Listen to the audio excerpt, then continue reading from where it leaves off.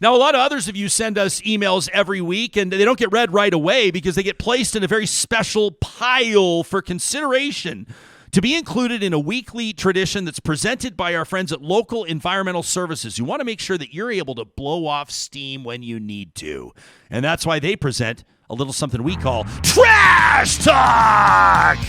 All right, this one from Charlie, who sent us a note just after the federal budget dropped the other day. He says, quick summary of the budget, Jesperson, in 4 points. Number 1, Chrystia Freeland has been smoking a lot of hopium.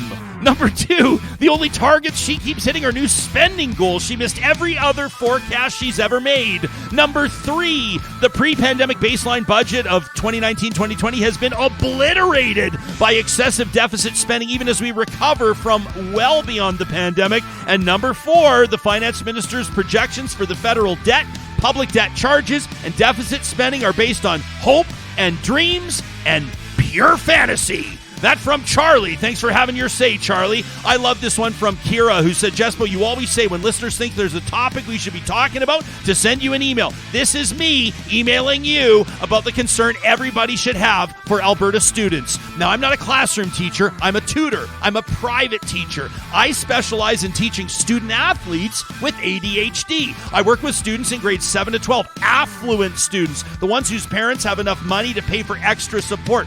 They're struggling. And if they're struggling with extra support, you can only imagine the general population. She says, I'm having students hospitalized for anxiety attacks, overdoses, and other mental health concerns. My students are dropping courses, and some of them won't graduate with their homies. It's a fucking mess. I don't think parents fully get it, says Kira. It's a different world than they grew up in. There's wild competition to get into university, social media, 24-hour coverage of war, hate propaganda, conspiracy theories. There's COVID learning loss, but their education funding is getting cut and tuition prices are going up. That means less help for my neurodiverse students, leaving some of the most brilliant minds behind. It's a fucking mess. Now, adults chirp kids for always looking down at their phones. Well, what the hell do they have to look up to? So much judgment. Yet, we have a war room. Even the name is depressing. And teachers are fucked too. People need to start paying attention. That from Kira. By the way, we're going to get Kira on the show. That's just the appetizer. How about this one from Brian, who says, Jespo, earlier this week I had minor abdominal surgery. Brian, we wish you well. He says, thanks to the fantastic doctors and staff at the Rocky View in Calgary, I'm recovering nicely. But with surgery comes pain. With pain comes painkillers. And with painkillers, some of them comes constipation. He says, now the side effect warnings of that complication are understated. Despite my best efforts, this week has already been extremely challenging. This is our first constipation submission on Trash Talk, by the way, Johnny. Not the first one slinging shit around, but for sure the first constipation one. He says, now this morning I was doing my best to work the problem out. Thanks, Brian. When my super fan wife had Real Talk on in the other room, and that was the game changer. The sound of your voice moved me, so to speak. And I feel like a new man because of you. What? Thanks, Ryan. You're the shit. That from Brian. I was going to lead the show with that one today, but then that video came out and I had to change course. Wow. And this one finally from Kelly, who is spitting fire. He says, Jespo, this might not be the biggest story. Johnny, buckle up, because you were talking about this yesterday. There's no seatbelt Not the over biggest thing going on in our world right now. He said, but I was outraged this past weekend. He says, you've shared a bit about your faith, Ryan, in past. You and Johnny have shared a little bit about Pride regarding Ivan Provorov, that Philadelphia Flyers defenseman where he rejected wearing the Pride jersey during an NHL warm-up.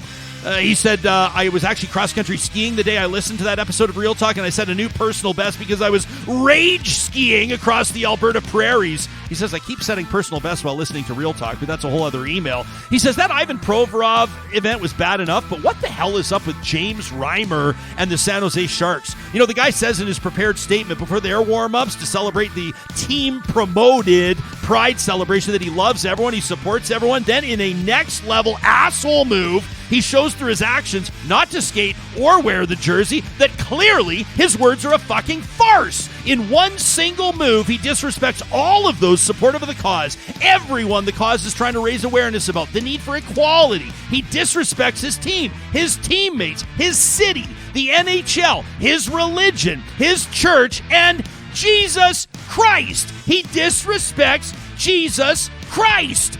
His hypocrisy seems to slither through unchecked, and I'm just so tired of these actions going directly against athletes' words in a cowardly display. Now, sure, he has a right to choose. I'm not disputing that. But soft-mouthing this to people and standing for what he believes in, now this normalized, weak-ass response is 100% hypocritical bullshit, and it's pushed me to the edge. Kelly says this league does nothing. The team does nothing. He lies in his statement, and he disrespects everybody, including himself, and almost nobody has a thing to say about it.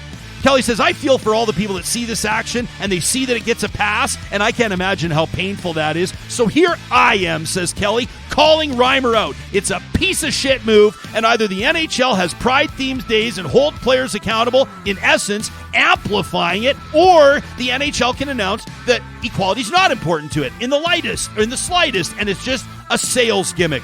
I love NHL hockey, but it has to be better than this. If they can hold players accountable for not getting vaccinated, they can sure as fuck do better at protecting marginalized groups. Imagine what would happen if a player chose not to wear a Black History Month themed jersey.